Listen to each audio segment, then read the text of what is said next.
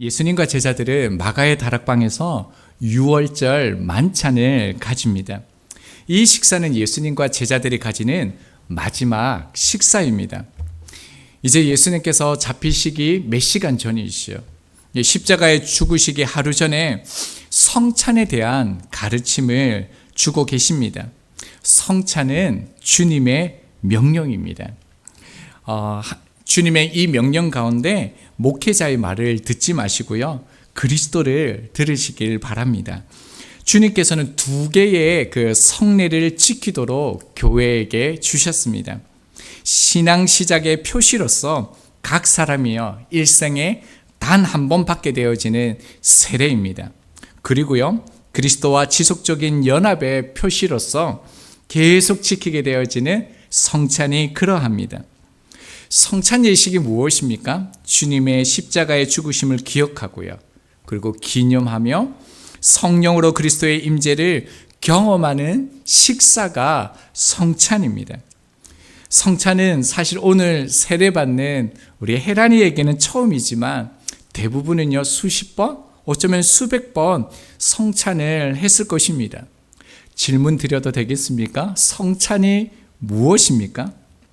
그리고 여러분 혹시 성찬을 얼마만큼 기대하면서 준비하셨습니까? 사실 제가 성찬이 오늘 처음입니다. 참 많이 긴장되고 떨리더라고요.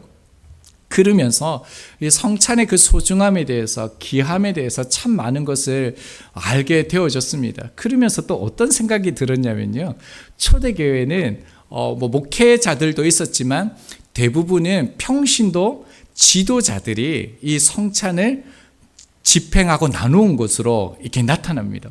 그래서 다음에는요, 여러분도 한번 성찬을 집례하시면 어떨까, 그런 생각도 들었습니다. 그러면 얼마나 이 안에 담겨져 있는 그 예수님의 그 사랑, 그 아버지의 마음을 더 느낄 수 있겠다라는 마음을 가질 수 있었는데요, 우리가 오늘 이렇게 성찬을 다시 대하면서 다시금 이 성찬의 의미와 은혜에 대해서 우리가 살펴보면서 예수 그리스도를 더욱더 깊이 있게, 그분의 임재를, 또 그분이 함께 하심을 경험할 수 있는 시간이 되기를 바랍니다. 22절 말씀입니다. 그들이 먹을 때에 예수께서 떡을 가시사 축복하시고 떼어 제자들에게 주시며 이르시되 받으라, 이것은 내 몸이니라 하시고, 그들이 먹을 때라고 말하고 있습니다. 지금 식사가 시작된 거죠. 유월절 식사를 말합니다. 유월절 이 식사는요, 교회사 가운데 참 많은 명칭으로 그렇게 쓰여졌습니다. 성찬이라는 이름도 쓰여졌고요, 또 주의 만찬, 또 성만찬, 그 외에도 여러 가지 명칭들을 통해서 사용을 했습니다. 유월절이 무엇입니까?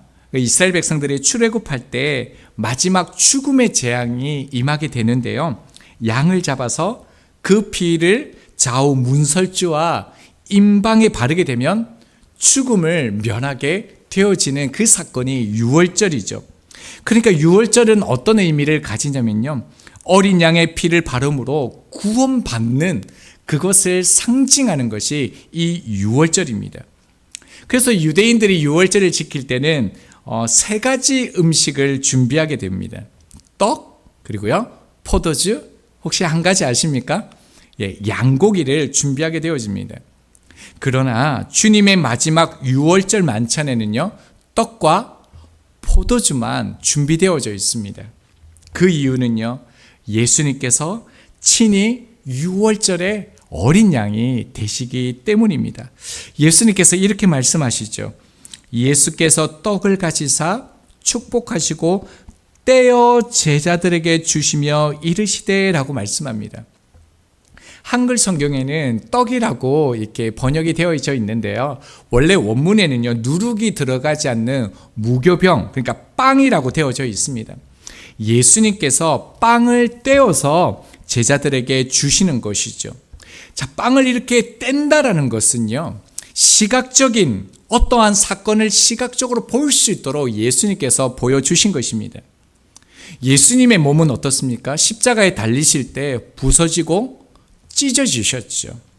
이에와 마찬가지로 찢어진 이 빵을 떼어서 주었다라는 이 의미는요, 우리 죄를 위해서 십자가에 찢기신 예수 그리스도의 몸을 나타내는 거라는 것입니다. 주님께서 이렇게 다시 말씀하시죠. 뭐라고 말씀합니까? 받으라 라고 말씀합니다. 이 주님의 받으라 이 말씀은요, 명령형으로 되어져 있습니다. 그러니까 어떤 상황, 어떤 환경에 상관없이 그 즉시로요, 이 빵을 받으라 라고 말씀하는 겁니다. 누구든지 예외 없이 받으라 라고 말씀합니다. 받지 않아도 됩니까? 아니요, 그럴 수 없다라는 것입니다. 반드시 예수 그리스도의 이 몸을 받아야 된다라는 것입니다. 왜 그렇습니까? 예외가 있으면 안 되는 그 이유가 무엇입니까? 예수님께서 말씀하시죠. 이것은 내 몸이니라 라고 말씀하셨습니다. 이것이 주님의 몸이기 때문에요, 예외 없이 누구나 어떤 상황, 어떤 환경에 있든지 받아야 된다는 것입니다. 주님께서 요한복음 6장 48절에 이렇게 말씀하셨습니다. 내가 곧 생명의 떡이니라. 뿐만 아니라 51절에요. 나는 하늘에서 내려온 살아있는 떡이니 사람이 이 떡을 먹으면 영생하리라. 내가 줄 떡은 곧 세상의 생명을 위한 내 살이니라 하시니라 라고 말씀하셨습니다. 주님께서 자신을요, 생명의 떡이다 라고 말씀하셨습니다. 그리고 주님의 그 몸, 주님을 먹어야만 영원한 생명을 얻을 수 있다라고 말씀하셨습니다. 새하늘에서 내려온 참떡이신 예수님을 먹는 자들은요, 결단코 죽지 않고 영생한다라는 것을 하나님께서 말씀하셨습니다. 여러분 22절에 보면 특이한 게요, 예수님의 행동이 세 가지가 드러납니다. 먼저는요, 떡을 떼시는 게 나타나죠. 그리고 떡을 떼셔서 제자들에게 주는 행동이 나타납니다. 그리고 또 하나의 행동은요, 예수님께서 말씀하시는 행동이 나타납니다. 흥미로운 것은요, 헬라어는 중요한 게 시제가 굉장히 중요합니다. 시제에 따라서 완전히 의미가 전혀 다른 뜻이 되어지는데, 여기에서 예수님의 행동 세 가지가 어떤 시제로 되어져 있냐면요, 미완료 시제로 되어져 있습니다. 그러니까 예수님께서 떡을 주셔서 몸을 받아 먹어라 라고 얘기하셨는데, 이것은요, 과거에 시작되었지만 완성되어진 사건이 아니다라는 것입니다. 그러니까 이 말씀은요, 주님께서 지금 제자들에게 국한되어져서 내 몸을 먹으라 라고 말씀하신 것이 아니라요, 오고 오는 모든 세대들 가운데 다시 오실 주님이 오실 때까지 주님을 믿는 자들, 주님을 따르는 자들에게 주님께서 말씀하신다라는 것입니다. 지금 이 말씀을 접하고 있는 저희에게도요, 예수님께서 어떻게 하신다는 겁니까? 목회자가 떡을 주시는 게 아니라요, 예수님께서 떡을 떼시고 주시고 말씀하시는 이 일이요, 똑같이 지금 일어나고 있다라는 것을 말씀하시는 것입니다. 자, 그리고 난 다음에 다시 이렇게 말씀하시죠. 23절, 24절입니다. 또 잔을 가지사 감사 기도하시고 그들에게 주시니 다 이를 마시매 이르시되 이것은 많은 사람을 위하여 흘리는 나의 피 곧 언약의 피니라. 예수님께서는 잔을 가지고 감사 기도하시고요, 제자들에게 포도주를 나누어 주시면서 이것은 많은 사람을 위하여 흘리는 나의 피 곧 언약의 피다라고 말씀하셨습니다. 여러분, 구약의 백성들이 어떻게 하나님 앞에 나아갈 수 있었습니까? 어떻게 하나님 앞에 나아가 예배할 수 있었습니까? 레위기 17장 11절입니다. 육체의 생명은 피에 있음이라 내가 이 피를 너희에게 주어 제단에 뿌려 너희의 생명을 위하여 속죄하게 하였나니 생명이 피에 있으므로 피가 죄를 속하느니라. 하나님께서 모세에게 주신 옛 언약은요, 매번요 짐승을 바쳐야 됩니다. 그런데 어떻게 바칩니까? 그 짐승을 죽여서 찢어서요, 그의 몸과 흘린 피로 죄를 사하는 속죄제를 통하여서만 하나님 앞에 나아갈 수 있었습니다. 그러나 이제는 어떻습니까? 예수님께서 자기 몸을 찢으시고 피 흘려 주심으로요, 우리와 새 언약을 맞으셨습니다. 새 언약을 맺으셨으므로 어떻게 되어집니까? 예수 그리스도의 언약의 피로 우리는 제사함을 받습니다. 그를 믿음으로 은혜로 말미암아 하나님의 관계를 다시 새롭게요 회복함으로 하나님 앞에 나아갈 수 있게 되어지는 것입니다. 마태복음 26장 28절입니다. 이것은 죄사함을 얻게 하려고 많은 사람을 위하여 흘리는 바 나의 피 곧 언약의 피니라. 에베소서 1장 7절입니다. 우리는 그리스도 안에서 그의 은혜의 풍성함을 따라 그의 피로 말미암아 속량 곧 죄사함을 받았느니라. 아멘. 주님의 피로 우리는요 새 생명을 얻게 되었고요, 죄사함을 받음으로 하나님 앞에 나아갈 수 있게 되는 은혜를 받은 것입니다. 여러분, 이 피를 먹으면요 죽는 것이 아니라 삽니다. 주님의 피를 먹으면요 일순간에 한순간만 사는 게 아니라 영원히 살게 되어진다라고 주님께서 말씀합니다. 예수님께서 그 제자들에게 이 떡은 내 몸이다, 이 잔은 내 피다라고 말씀하셨을 때 제자들은 어떻게 생각했을 것 같습니까? 실제로 주님의 몸과 피로 생각했을까요? 물리적으로 그게 예수님의 실제 몸이고 실제 피라라고 생각했으면 제자들은 먹지 못했을 것입니다. 예수님께서는 이것을요 나의 몸을 상징하고 나의 피를 상징한다라고 말씀하시는 것이죠. 가톨릭은 그 빵과 포도주를 그 사제가 나눌 때의 그 순간에요 그리스도의 살과 피로 이 빵과 피가 본질적으로 이렇게 변한다라고 이렇게 주장을 합니다. 그걸 화채설이라고 그러죠. 그런데 저희는 그것을 전혀 받아들이지 않습니다. 저희 개신교 안에서는요 몇 가지 이제 견해가 있는데, 성찬의 그 순간에 부활하신 주님이 떡과 포도주 안에 함께 하신다는 이 공제설을 주장합니다. 루터가 이렇게 주장을 했고요. 또 다른 견해는 그 쯔뱅글리라는 종교개혁자가 있습니다. 쯔뱅글리는 누가복음 22장 19절 말씀처럼 주님의 가르침 그대로 이 성찬은 주님을 기념하는 것이다 이렇게 말했습니다. 자, 칼빈은 어떻게 얘기했냐면요, 성찬은 말씀과 분리할 수 없는 관계에 있다라고 얘기했습니다. 그러면서 칼빈이요, 이 성찬은 예수 그리스도와 연합하는 신비로운 그런 은혜의 시간이다라고 그렇게 설명을 했습니다. 그러니까 성찬은 우리들이 믿음으로 받을 때요 성령님의 그 은혜와 권능이 임하여서 우리는 그리스도와 연합하게 되어지는 것입니다. 그리고 예수 그리스도의 그 영적인 임재가 이 성찬 예식 가운데 임하는 것이죠. 저도 여기에 전적으로 동의합니다. 성찬은요 주님과 영적 교제가 이루어지는 것입니다. 그리고요 이 성찬을 통해서 영적 축복이 우리 가운데 부어집니다. 그 결과로 어떻게 되어집니까? 성찬을 통해서 영적인 성장이 우리 안에 이루어지는 거룩한 성례, 그것이요 이 성찬 예식입니다. 이 성찬 예식을 통해서 주님께서 제자들에게 말씀하시고자 하시는 것이 이 예식 안에 고스란히 담겨져 있는데요, 이제 예수님께서는 곧 잡혀가셔서 죽게 되실 것입니다. 이제 예수님은 제자들과 함께 하지 못합니다. 분명히요 눈에 보이는 제자들과의 하나됨은 찢어지게 될 것입니다.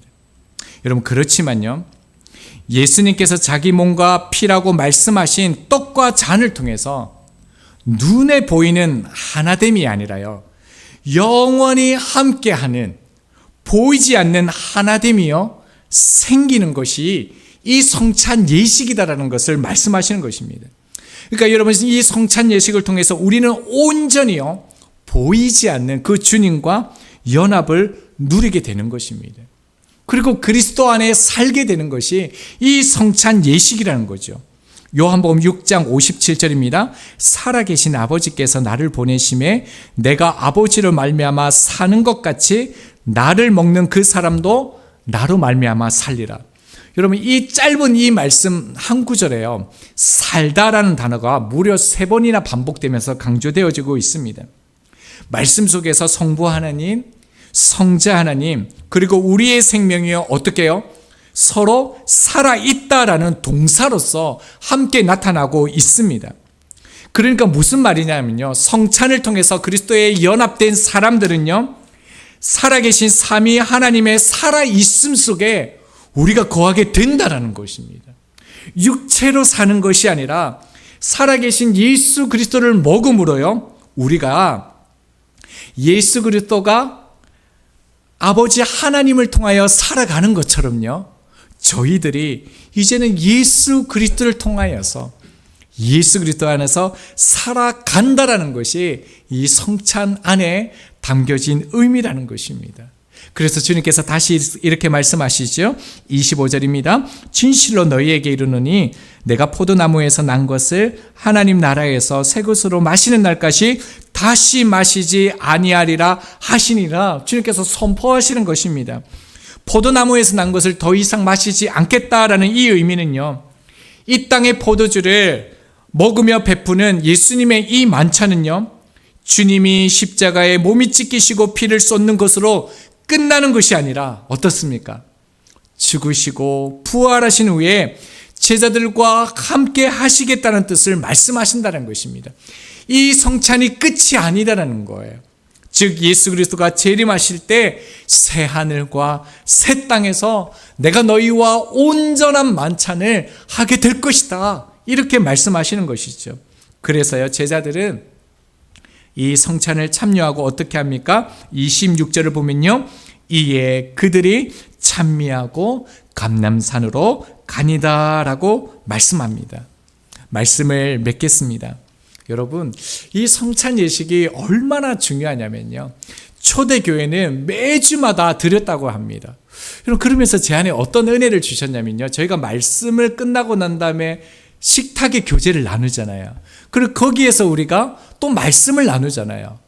어쩌면 이게 성찬의 식탁과 너무 유사하다라는 그런 마음을 주셨어요. 그래서 하나님께서 이 식탁의 교제를 우리 가운데 주셨구나라는 그런 은혜를 주셨는데요, 여러분, 성찬 예식 자체가요 설교입니다. 왜 그러냐면요, 고린도전서 11장 26절입니다. 너희가 이 떡을 먹으며 이 잔을 마실 때마다 주의 죽으심을 그가 오실 때까지 전하는 것이니라 라고 말씀합니다. 여러분, 성찬이 뭐라고요? 성찬은 먹고 마시는 게 아니라요, 주님을 전하는 거래요. 그래서 성찬을 하는 게 주님을 선포하는 거고 주님을 드러내는 거래요. 여러분, 우리가 식사할 때마다 뭘 드러냅니까? 주님을 드러내잖아요. 주님이 하신 일을 드러내잖아요. 그러니까 이게 성찬이라는 것입니다. 그러므로요, 이 성찬 안에 참여하는 이 행위 자체가 우리의 모습으로 예수 그리스도의 복음, 예수 그리스도의 사랑을 외치는 설교라는 것입니다. 복음이라는 것입니다. 그렇기 때문에 초대교회는 매주마다 이 성찬을 할 수밖에 없었고, 이 성찬이 되어지는구나, 그것이 믿게 되어지는 은혜가 저 가운데 있었습니다. 여러분, 23절을 다시 보면요, 또 잔을 가지사 감사 기도하시고 그들에게 주시니 다 이를 마시매라고 말씀합니다. 여러분, 잔을 가지사 감사 기도하시고 제자들에게 주셨는데 마셨죠. 여러분, 이 잔은요, 각자의 잔을 말하는 걸까요? 아니면 하나의 잔을 말하는 걸까요? 혹시 생각해 보신 적 있으세요? 유대인의 식사는요, 각자의 잔을 가지고 이렇게 마시는 게 맞습니다. 그래서 주석가들은 이 23절의 잔을 각자의 잔으로 보는 견해도 있습니다. 그러나요, 또 다른 견해는 주님이 주시는 그 잔으로 봅니다. 하나의 잔으로 봅니다. 저도 동의하는데요, 새 번역으로 제가 읽어드리겠습니다. 또 잔을 들어서 감사를 드리신 다음에 그들에게 주시니 그들은 모두 그 잔을 마셨다라고 번역을 했습니다. 그러니까 주님은요, 의도적으로 목적을 가지고요, 성찬을 할 때 하나의 잔을 사용하신 것이죠. 왜 그렇습니까? 여러분, 성찬의 의미는요, 주님과 우리가 하나됨의 연합이 있습니다. 우리가 이 성찬을 통해서 주님과 하나됨을 가지는 거죠. 그리고 동일하게요. 동전의 양면처럼 중요한 의미가 하나 더 있습니다. 성찬 예식을 통해서 주님과 하나 되는 것처럼 이웃과 하나 되는 것. 이것이 동시에 일어나는 게 뭐라고요? 성찬이라는 것입니다. 그래서 주님께서 하나의 잔을 통해서 그렇게 잔을 나누신 것이지요. 고린도전서 10장 16절입니다. 우리가 축복하는 바 축복의 잔은 그리스도의 피에 참여함이 아니며 우리가 떡을 떼는 그리스도의 몸에 참여함이 아니냐. 떡이 하나요 많은 우리가 한 몸이니 이는 우리가 다 한 떡에 참여함이라 라고 말씀합니다.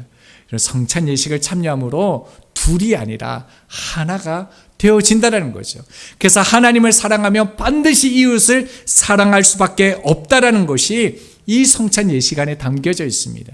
그래서 주님께서 이 성찬 예식 다음에 뭐라고 말씀하셨습니까? 새 계명을 주셨죠. 요한복음 13장 34절입니다. 새 계명을 너희에게 주노니 서로 사랑하라. 내가 너희를 사랑한 것 같이 너희도 서로 사랑하라. 하나님을 사랑하듯 이웃을 사랑하라라고 명령하셨습니다. 이것은 반드시 그러해야 됩니다. 왜 그렇습니까? 주님과 하나 되는 사람은 그리스도 안에서 이웃과 하나 되어져 있기 때문에 그렇습니다. 그뿐만 아니라 하나님을 사랑하고 이웃을 사랑하는 것이야말로요, 오직 하나님을 볼 수 있는 유일한 방법이기 때문에 그렇습니다. 요한일서 4장 12절입니다. 어느 때나 하나님을 본 사람이 없으되 만일 우리가 서로 사랑하면 하나님이 우리 안에 거하시고 그의 사랑이 우리 안에 어떻게 해요? 온전하게 이루느니라 라고 말씀하셨습니다. 하나님을 유일하게 볼 수 있고요, 함께 교제할 수 있는 방법은요, 서로 사랑하는 것입니다. 여러분, 저희는 하나입니까? 아니면 각기 다른 지체입니까? 여러분, 우리는 한 가족이 맞습니까? 여러분, 어떻게 알 수 있습니까? 그 유대인 탈무드에 보면요, 머리가 둘인 그 쌍둥이를 하나의 인간으로 볼 것인가, 둘로 볼 것인가에 대한 질문이 나옵니다. 여러분은 어떻습니까? 한 인간입니까? 아니면 둘로 봐야 됩니까? 거기에 탈무드에 그렇게 답이 나옵니다.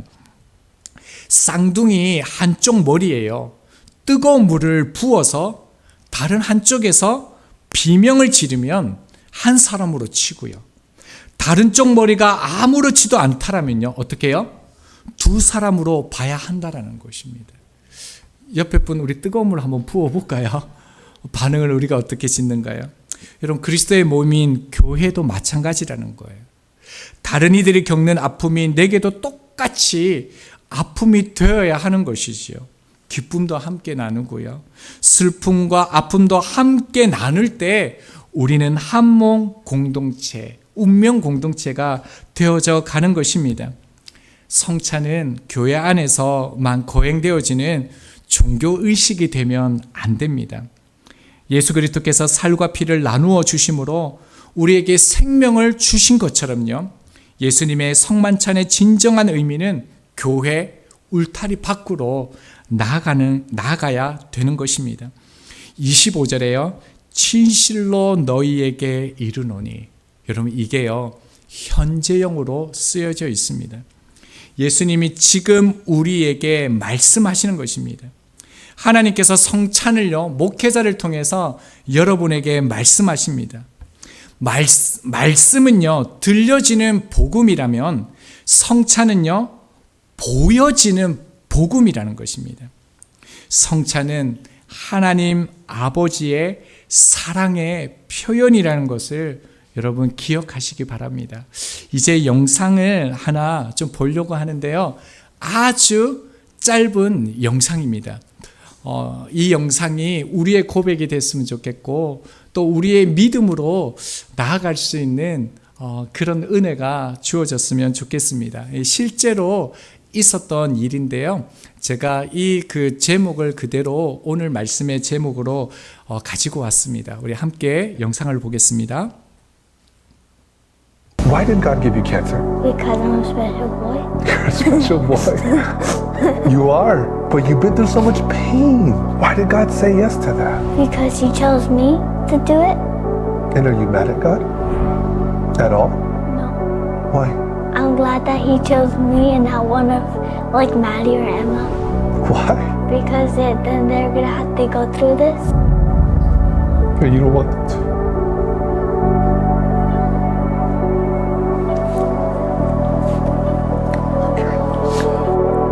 네, 어떻습니까, 여러분? 이 아이의 마음이 주님의 마음이 아닐까라는 그런 마음이 들었습니다. 참 많이 묵상하고 또 은혜가 되고 도전이 되어졌는데요. 이 친구가 그렇게 말합니다. 암에 걸린 게 저라서 기뻐요. 그 이유는 누나가 다른 가족이 그 아픔을 겪지 않아도 되기 때문이죠. 저희도 이렇게 살 수 있는 은혜가 부어지기를 기도합니다. 저희 교회가 어떤 동기로 어떤 목적을 가지고 이 교회를 세우신지 아시죠? 부활소명교회는 예수님 한 분 얻기 위해 세상의 모든 것을 버릴 수 있는 성도들이 되기를 기도하며 꿈꾸는 그런 교회입니다. 창조주 되신 그 예수 그리스도께서 무릎을 꿇으시고요, 가장 낮고 가장 더러운 발에 그들을 씻기시며 사랑을 우리 가운데 보여주셨습니다.